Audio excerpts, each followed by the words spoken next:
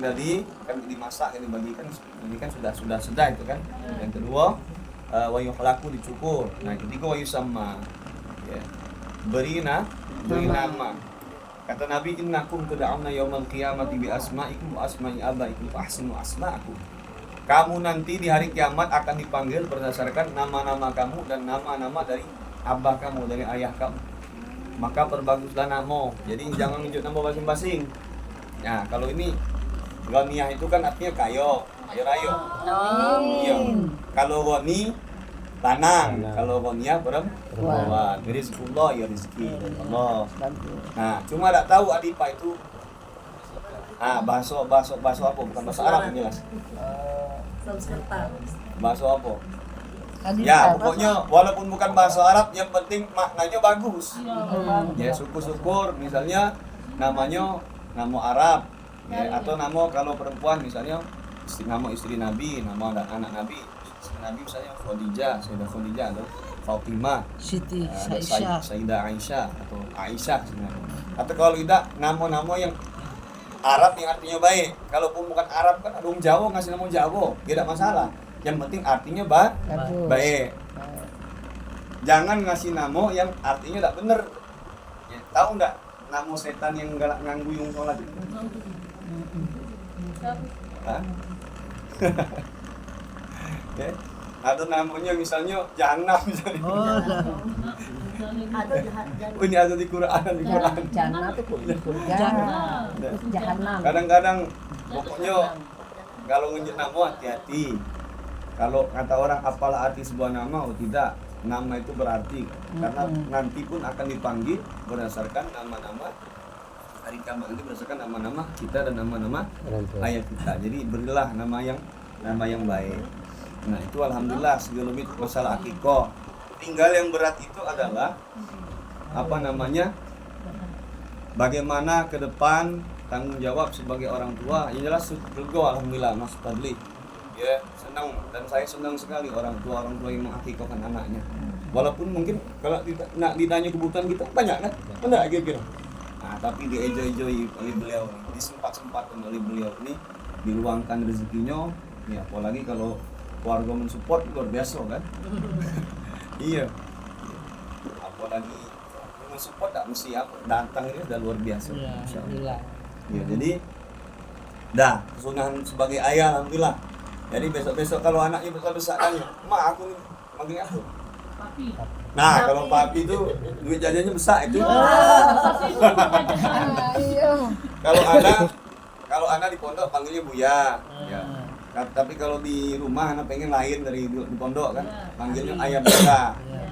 Sebab kalau manggil Abi, duit jajannya duit kalau bahasa Arab duit jajannya duit real. Iya, guyon baik. Kalau Dedi, Mami itu pakai dolar harus. Kalau manggil ayah, kalau manggil Mbak duit jajannya 2.000 3.000 cukup. Kalau ayah 5.000 10.000 cukup. Papi 50.000. Papa 30. Papi 50. Nah, kalau itu guyon. Carilah hadisnya nak katik dulu. Nah, saya mengingatkan kita semuanya dengan pesan daripada Al-Quran yang Luqman sampaikan kepada anaknya. Jadi di Al-Quran itu dikisahkan ada seorang bapak namanya Luqman. Nah, walaupun ulama berbeda pendapat, ada yang mengatakan ini orang soleh saja. Ya, walaupun ada yang mengatakan ini nabi, tapi enggak. Yang jumhurnya, yang kuatnya pendapat bahwa ini laki-laki yang soleh. Artinya kalau disebutkan dalam Al-Quran itu arti sesuatu yang hebat. Ya, di Al-Quran itu kalau tak hebat-hebatnya Allah sebutkan. Kalau tak jelek-jelek disebutkan. Nah, Luqman ngasih nasihat ke anaknya. Nah, bagaimana Luqman memberikan nasihat kepada anaknya? Inilah gambaran kita sebagai orang tua memberikan nasihat juga ke anak kita. Nah, apa? Coba singkat bacakan dulu satu ayat.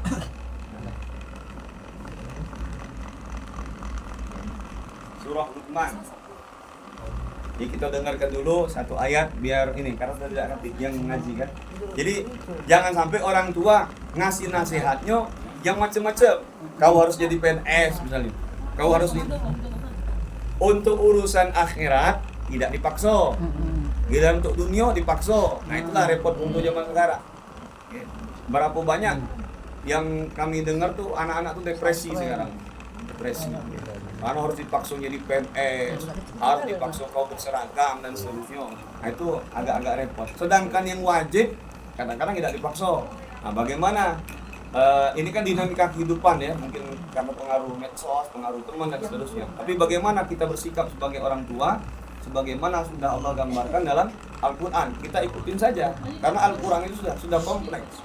Dari kalau kita mulai fihi hudal lil muttaqin, tidak ada keraguan. Al-Quran itu sepanjang zaman itu sesuai.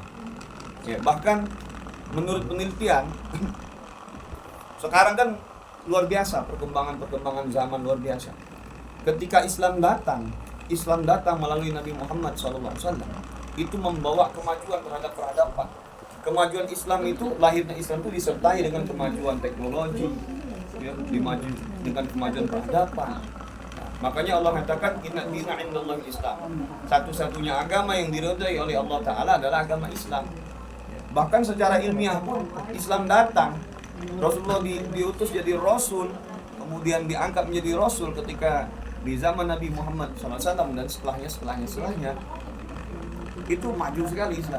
Banyak rata-rata penemu pesawat, dokter, ilmu apa, astronomi, ilmu dokteran dan berbagai macam disiplin keilmuan itu adalah orang-orang Muslim yang luar biasa, paham Al-Quran, paham hadis. Jadi Islam lahir itu Islam tersebar melalui Nabi Muhammad SAW itu adalah disertai dengan kemajuan teknologi. Jadi Islam itu sangat-sangat relevan.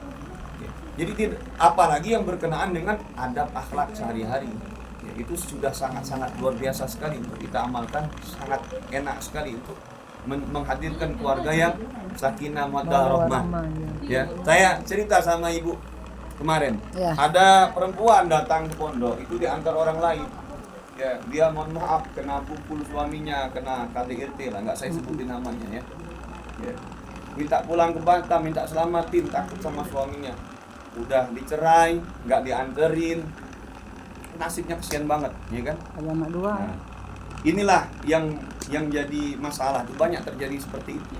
Saya punya teman di pengadilan agama, sebulan itu ada 500 kasus perceraian di Palembang, setiap bulan itu.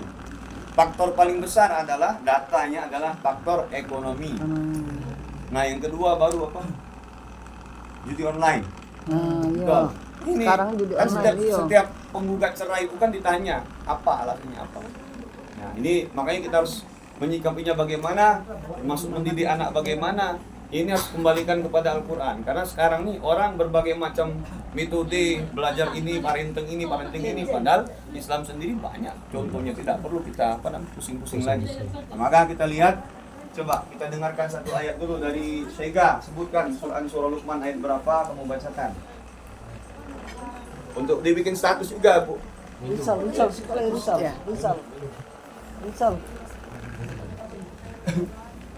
sekali. Nah, sambil makan, apa Bu? Sama apa? Ah, digoyori. Minum. Ayo. Bismillah, ayo.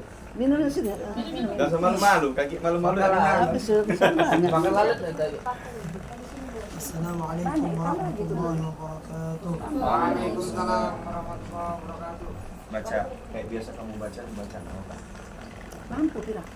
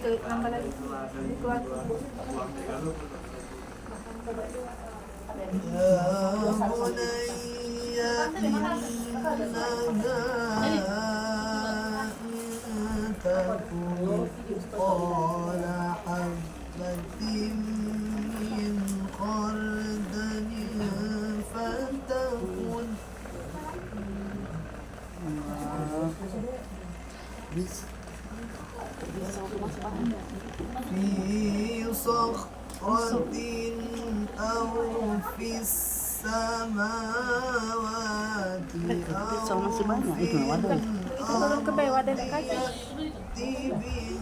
Turun ke itu airnya. Nampaknya nak diambil. Nah.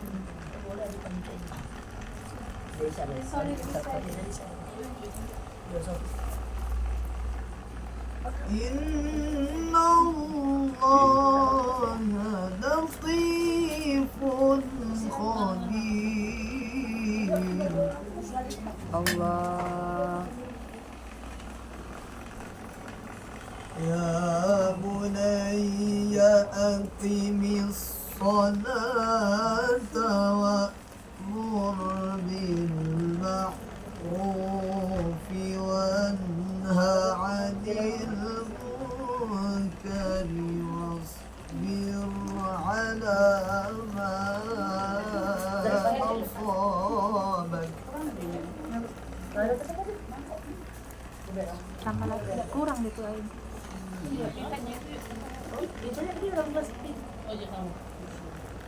وأمر بالمعروف وانهى عن المنكر واصبر على ما أصابك Cucu pintar. وأمر بالمعروف وانهى عن المنكر واصبر على ما أصابك إن ذلك من عزم الأمور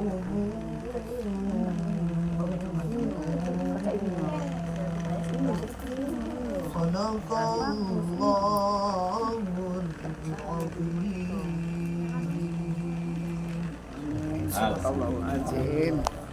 Salam. Berkat. Nah, jadi begitu kata Luqman menasihati anaknya. Jadi di dalam Quran surah Luqman ayat 17 kata Luqman ini diabadikan oleh Allah Ta'ala dalam Al-Quran, kalamnya Luqman yang menasihati anaknya. Ya bunayya aqimis sholat wa'mur bil ma'ruf wanha 'anil munkar wasbir 'ala ma asabak inna dzalika min azmil umur. Pertama, wahai anakku, kata Luqman, tegakkanlah sholat. Tegakkanlah sholat. Ini pertama kali di ayat ini yang diingatkan Luqman kepada anaknya adalah tegakkan sholat. Nah, wong tua sekarang lah mulai jarang nanyoi anaknya tentang sholat. Kalau ada anak, wong tuanya galak nanyo ke tentang sholat, dia beruntunglah sebagai anak. Itu orang tua yang bertanggung jawab. Orang tua yang mengerti bahwa dia orang tua yang mengerti kewajiban dia terhadap anaknya, menasihati, mengingatkan. Walaupun si anak kadang galak, kadang nggak sholat. Tapi sebagai kewajiban orang tua, itu sudah terlaksana. Sudah disampaikan, diingatkan. Saya ingat betul kalau zaman saya dulu, kalau main ditanya, kami dulu kan lahirnya di ini daerah Tujulu. Jadi lahir daerah kampung Tujulu. Tahu sendiri gimana itu. Ya, kalau dulu gangnya itu Mas Fadli antara satu gang ke gang lainnya tembus. Tembus, sini sini. Jadi kalau main itu ditanya sama orang tua, "Nah, sholat belum?" Sholat belum. Nah, kalau sudah sholat, boleh nak main kemana baik. Itulah kamu. Tapi kalau belum sholat dulu kata orang tua. Sholat dulu. Nah, kalau belum sholat, disuruh sholat dulu. Tapi kalau sudah sholat, lajulah nak main ke ujung dunia lajulah. Nah, sekarang orang tua ini tidak. Kapan nak pergi ditanya sama siapa, buat bagus itu harus ditanya.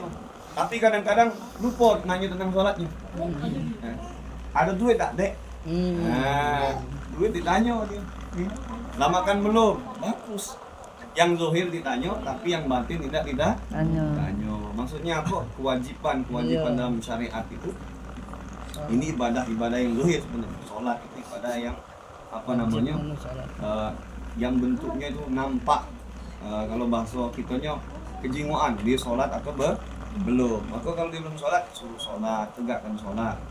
anak itu, apalagi zaman sekarang tuh Bu, wah susah luar biasa. Survei membuktikan 68% masyarakat Indonesia ini tidak sholat 5 waktu. Ada yang 95%, surveinya bagus. 95% masyarakat Indonesia sholat. Tapi setahun hanya 2 kali itu, yang 95% itu. Ah, lebaran haji, lebaran sholat galuh. 95% yang boleh sholat, maksudnya ada haid. Ya. Kan syarat sah sholat di antaranya an-naqa'u minal haid wan nifas. Dia bebas daripada haid dan nifas. Ya, yang memang sudah mukallaf itu yang dia tidak tidak ada haid dan nifas, pokoknya dia memang bisa sholat itu 95%, survei itu data. Ya. Di luar dari itu 68% tidak sholat 5 waktu. Sisanya berapa berarti? 32%. 32% ini ada yang tidak sholat sama sekali, ada yang sholat maghrib baik. Nah, bagaimana kita menjadikan rumah kita ini ialah tempat sholat? Iya, tempat sholat. Ya. Suami bagusnya ke masjid, cuma sesekali tidak apa-apa di rumah. Ya. Masjidnya jauh Ustaz. Tak hati, tak jingoan misalnya, sudah di rumah sama istri. Ya. Kalau mampu ke masjid, tapi kalaupun belum mampu, ya tidak apa-apa, ajak istri berjamaah di rumah kalau belum mampu. Ya. Nah, jadi nikmat itu, suami jadi imam, istrinya jadi makmum. Oh, itulah kenikmatan rumah tangga. Bu, ibu-ibu yang di belakang ini nikah enggak belum? Sudah. Ada yang belum? Pernah enggak tahajud bareng dengan suami? Lah berapa puluh tahun berumah tangga? Belum. Ada yang lebih dari 5 tahun? Jangan tahajud. Pernah enggak diajak suami tahajud bareng? Siapa jawab? Jangan dibesarkan dalam hati banyak. Jujur dia. Nah, balik dari sini, ayolah diajak sholat tahajud. Kalau lakinya nak ngajak, bininya. Ya. Kemudian bikin jadwal, mas. Tahajud. Hah? Wajib ya kan. Nah, kalau itu yang gawat itu, jangankan tahajud, wajibnya tinggal. Kaget dulu. Kalau wajibnya belum sempurna, kaget dulu sholat sunnah yang lain, kaget dulu. Wajibnya dulu. Enggak apa-apa udah usah tahajud dulu, udah usah duha dulu. Kalau wajibnya belum. Ini tidak, kadang-kadang duhanya 12 rakaat supaya boleh rezeki. Tapi tidak sholat subuh. Mana itu? Yang sunnah dulu. Nah, yang wajib dulu. Yang wajib bukan berarti tidak boleh baik. Kalau di duha tetap dapat pahala, insyaallah tetap boleh. Tapi kan utamakan yang wajib dulu. Sama kayak, misalnya utang lagi banyak, misalnya kan. Memperdalam. Utamakan semua ya lu. Kan dari pesantren juga bagus. Nah, jadi cak mana caranya bikin jadwal, Mas. Kata Nabi, la taj'alu buyutakum maqabir. Jangan jadikan rumah-rumah kamu itu seperti kuburan. Ya. Nah, kenapa? Inna syaitan yanfiru minal baiti alladhi yuqra'u fihi suratul Baqarah. Karena sesungguhnya syaitan itu lari dari rumah yang mana di dalam rumah itu dibacakan surah Al-Baqarah. Jadi kalau rumah baru ini bagusnya dibaca ke Al-Baqarah karena itu hadis Nabi. Ya. Maksud Nabi itu jangan jadikan rumah kamu seperti kuburan adalah jangan sampai seperti di kuburan yang tidak baca lagi beramal. Ya. Ada orang yang puluhan tahun tidak pernah baca Quran. Ada yang setahun tidak buka Quran sama sekali kecuali bulan puasa baik. Itu kata ulama, dosa apa yang menghalangi dia sehingga dia tidak bisa buka Quran. Uang yang tidak buka Quran itu rugi. Uang yang tidak sholat itu rugi. Ya, benar. Padahal dalam Quran surah Fatir ayat 29 kata Allah Subhanahu wa taala, innal ladzina yatluna kitaballah wa aqamus shalah wa anfaqu mimma razaqnahum sirran wa 'alaniyatan yarjuna tijaratan lan tabur. Sesungguhnya orang yang membaca innal ladzina yatluna kitab, membaca Al-Qur'an. Satu, yang kedua menegakkan sholat. Ya. Ketiga, infak. Merekalah yang berharap perniagaan yang tidak akan pernah rugi. Tijaratan lan tabur, pakai lan kata mufasir, kata ulama, pakai lan itu artinya tidak akan pernah rugi sampai kiamat. Sampai kiamat pasti untung. Wong yang membaca Quran, wong yang sholat, wong yang infak.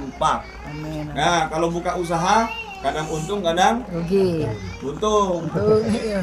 Kalau kata uang, buka usaha be, pasti kayo. Iya kan? Rupa-rupanya buka usaha, bangkrut tambah banyak utang. Iya kan? Namanya perniagaan dunia, ada kadang untung, kadang. Rugi. Tapi kalau sholat, baca Quran, sholat, infak pasti untung. Kalau pasti perhatikan bahasanya. Tijaratan tabur, tidak pernah rugi. Kalau tidak pernah rugi itu apa? Mukhalafahnya apa? Dibalik pemahamannya artinya tidak pernah rugi, artinya selalu Kalau untung. Beda dengan perniagaan yang lain. Ya. Jualan kambing, alhamdulillah ya. Kadang untung ya alhamdulillah kan. Jualan mebel sama baik. Benar bos mebel. Nah, jualan apa bek? Ya itu kan kadang alhamdulillah untung, resiko gitu pasti ya. Ada resiko itu kan. Nah, tapi ada perniagaan yang tidak pernah rugi, artinya selalu untung. Tinggal untungnya sedikit atau banyak. Apa itu tigo? Nah, makanya kalau anak itu buat ke kaligrafi tempel di rumah. Ya, supaya aku ingat terus. Nah, jadi aku baca Quran, kemudian sholat, infak. Saya itu sejak muda, alhamdulillah saya bikin celengan subuh, setiap subuh celengan 2.000, 1.000, 2.000. Jadi setelah sebulan, setelah sekian lama banyak kumpulkan, cari anak yatim untuk siapa kasih, ya, jajan. Iya sedekah subuh. Ya alhamdulillah, walaupun kadang bolong-bolong, ya di apa hari ini lupa besok lah tambahin. Iya. Nah, jadi buatlah rumah ini sebagaimana baiti jannati, rumahku surga. Surgaku. Ya. Jangan sampai seperti orang-orang di kuburan yang nggak bisa lagi beramal. Kan orang udah meninggal itu kan tinggal nunggu hasil dari apa yang dia kerjakan. Kalau dia banyak amal jariah, alhamdulillah masih banyak yang ngalir pahala. Ya amal jariah diantaranya apa? Min sodakotin jariatin, sedekah jariah. Nah, yang support pesantren, yang dulu nitip satu sak semen. Ya Ustad, nggak kati Ustad satu sak semen inilah. Nah rupanya satu sak semen ini ngalir terus sampai kiamat insya Allah. Amin. Makanya saya bangun pesantren, alhamdulillah. Saya kalau mau tahajud setiap hari 100 rakaat tidak sanggup. Terus terang. Sehari mau baca Al-Quran 30 juz sulit rasanya, sekali posisinya sulit. Tapi alhamdulillah buka pesantren, alhamdulillah banyak yang ngaji, banyak yang tahajud, dapat semua insya Allah pahalanya. Amin. Iya, kita fasilitasi orang lain, mendala ala khairin falahu mithlu ajri fa'ali. Nunjukin saja itu dapat pahala yang sama. Itu ada pesantren, silakan support. Dia support satu sak semen, kita dapat pahala satu semen. Apalagi kita yang buka lahannya, kita mempersiapkan, apalagi kita yang mensupportnya. Ya, tidak ada amal jariah itu, masih ada yang lain. Apa? Wa ilmun yuntafa'u bih. Ya, pertama min shadaqatin jariyatin wa ilmin yuntafa'u bih. Ilmu yang bermanfaat. Nah, kebetulan dia ini bukan ustaz juga, bukan kiai juga, tidak pernah ngajar ke ilmu yang tidak bermanfaat, ya. Tidak pernah ngajar ke ilmu yang bermanfaat. Adalah paling kecil-kecil kan, hampir tidak bisa dihitung lah. Mungkin ke keluarganya lah, mungkin dapat diharap ke mungkin. Nah, yang ketiga, wawaladin sholihan yanqulahu, anak yang soleh yang mendoakan. Jadi targetnya Cak Mano Adifa ini menjadi anak yang soleha yang bakal mendoakan orang tuanya. Target orang tua punya anak itu ditargetkan begitu. Bagaimana anak jadi yang soleh, jadi anak soleh, jadi anak soleha. Jangan ditargetkan seperti sapi peras, yang memang kamu cari duit